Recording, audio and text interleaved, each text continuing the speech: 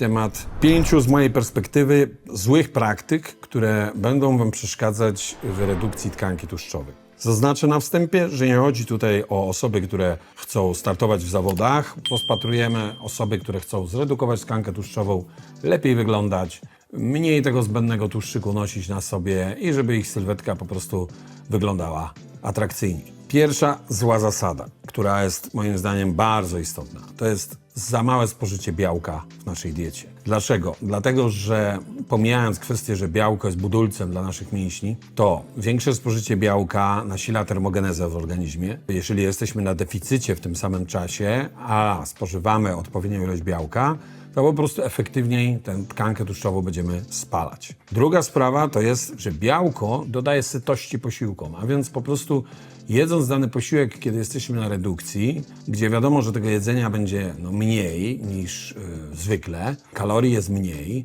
to żeby to uczucie najedzenia trwało nieco dłużej, białko jest właśnie tym składnikiem, które ten stopień sytości będzie podnosić. A więc trzeba zadbać o to, aby posiłki były bogate w białko.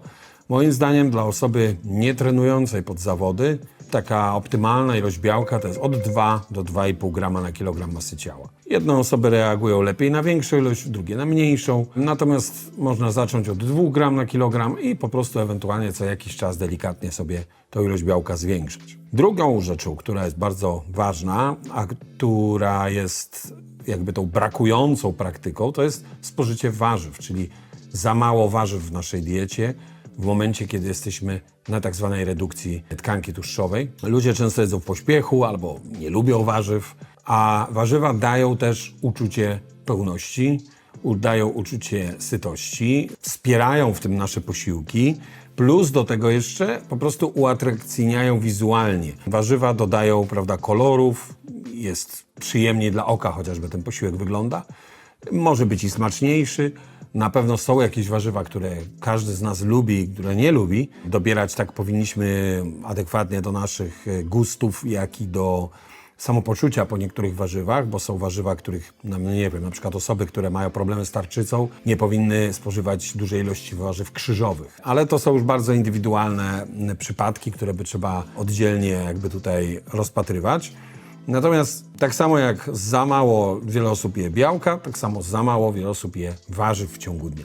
Kolejnym aspektem powiązanym nieco jest monotonia. Wiele osób, redukując tkankę tłuszczową, popada troszeczkę za mocno w taką monotonię, że jedzą tylko 3-4 produkty na krzyż. Ma to swoje przełożenie na pewno do jakiegoś stopnia na efekty, bo jedząc małą gamę produktów wykluczamy pewne błędy, które można popełnić stosując ciągle różne produkty w różnych posiłkach. Ale taka monotonia, po pierwsze, niestety, ale większości z nas się nudzi. Jesteśmy wzrokowcami, jesteśmy też zmysłowcami, czyli opieramy nasze doznania na zmysłach, zmysł węchu, smaku, wzroku. A więc jeżeli ta monotonia jest zbyt długa lub zbyt taka restrykcyjna, będzie nam to utrudniać proces redukcji tkanki tłuszczowej, będziemy częściej myśleć o podjadaniu, będziemy częściej niektóre osoby sięgać po, że tak powiem, niedozwolone produkty w naszej diecie albo nadmiar tych produktów i będzie to zaburzało nasz cały proces chudnięcia. Owszem, bazując na pełnowartościowych produktach moim zdaniem, ale nie popadać w monotonię, nie popadać w skrajności. Kolejnym punktem bardzo istotnym, mogłoby się wydawać dziwnym, jest robienie za dużo cardio. Za dużo wysiłku aerobowego w stosunku do spożywanych kalorii. Jest wiele osób, które zaczynając redukcję obcina dużo kalorii w swojej diecie i wprowadza dużo cardio. I powoduje to, że owszem, na początku są pewne efekty, ale też efekty szybko się zatrzymają i staniemy w miejscu. A wręcz zamiast progresu może być regres. Z tego względu, że nasz organizm po prostu będzie się bronił. Jeżeli mu zabierzemy duże ilości kalorii, naraz spowodujemy, że on będzie chodził w takiej fazie, nazwijmy to głodu, przetrwania. I do tego jeszcze zasypiemy go ogromną ilością wysiłku, to nasz organizm będzie wręcz hamował spalanie tkanki tłuszczowej, nie chcąc utracić tych cennych rezerw energetycznych. Wszystkie zmiany, które wprowadzamy w naszym planie w trakcie redukowania tkanki tłuszczowej powinny być stopniowe, bardzo subtelne. Najpierw przyciąć troszeczkę kalorie. Później można dodać troszkę wysiłku fizycznego więcej. mam na myśli tu cardio. Starać się tak manipulować tymi dwoma czynnikami, czyli kaloriami i ilością cardio, by to się, że tak powiem, samo nie zwalczało ze sobą. Czyli nie można przegiąć z niczym za mocno, za ostro pójść po bandzie, jak to się mówi, tylko bardzo uważnie obserwować i analizować to, co się dzieje. Jeżeli dodaliśmy cardio, a jesteśmy już na bardzo niskich kaloriach i robimy też sporo cardio i od dłuższego czasu nasza waga nie zmienia się, nie wyglądamy lepiej też, no to znaczy, że gdzieś tu jest błąd, tak? I to niekoniecznie oznacza, że trzeba dodać jeszcze więcej cardio, czy jeszcze niżej uciąć jedzenie. Czasami wręcz przeciwnie. Więc za dużo cardio też jest częstym błędem, który przeszkadza w redukowaniu tkanki tłuszczowej. I ostatni z takich podpunktów moim zdaniem ważnych to jest niestety, ale magazynowanie jedzenia. Czyli w naszym domu znajduje się wiele niepotrzebnych rzeczy do jedzenia, które nie są nam tak naprawdę potrzebne, a które kupujemy mimo woli na zasadzie, może sobie kiedyś zjem, ale to fajne, to sobie kupię, odłożę sobie na później, albo nam ktoś coś przyniesie, prawda, no to się chowa do szuflady. I tak w ten sposób magazynuje się coraz więcej. No i jeżeli przyjdzie taki, nazwijmy to, moment trochę gorszy w waszym procesie redukowania, a każdy taki moment może mieć, prędzej czy później, taki kryzysik, nazwijmy to, bardziej psychiczny, mentalny, to wtedy, jeżeli mamy w domu, wiemy, że mamy ileś paczek tego czy tamtego, ciastek, prawda, lodów, słodyczy, no to bardzo możliwe, że po nie sięgniemy. I możemy naładować się mnóstwem kalorii w bardzo krótkim czasie.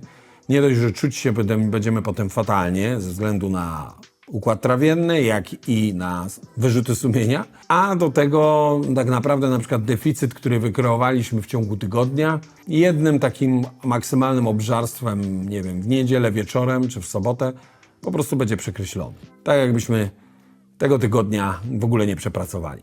Więc trochę szkoda naszej pracy. Lepiej kupować tylko to, co jest niezbędne, to, co jest potrzebne, mieć oczywiście jakiś tam zapas tego w domu, ale tych produktów, które pomagają nam w dojściu do celu, a nie magazynowanie jakichś tam rzeczy, które nam tak naprawdę w niczym nie pomogą, tylko będą nas kusić, a przecież jak przyjdzie odpowiedni czas i zdecydujemy sobie, że teraz już kończę redukcję, przechodzę w jakiś etap przejściowy, załóżmy, to przecież zawsze zdążymy zjeść, zawsze zdążymy pójść do restauracji, zawsze zdążymy spotkać się ze znajomymi, coś przekąsić, czy nawet kupić sobie coś i, nie wiem, oglądnąć w niedzielę przed telewizorem i jedząc to czy tamto.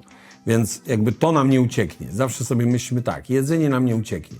Natomiast nasz cel, nasza forma, nasz lepszy wygląd, to już nie jest takie łatwe, by to ukształtować tak, by się tego trzymać i by to nam, że tak powiem, w trymiga, z abstryknięciem ręki prawie nie zniknęło. Takie wyzbycie się tych złych praktyk, jak to nazwałem, które będą nam przeszkadzać w redukowaniu tkanki tłuszczowej, jest, wydaje mi się, tutaj znaczące i kluczowe, jeśli chodzi o osiągnięcie małego, większego, mniejszego sukcesu. A przy okazji również zapraszam Was do tego filmiku.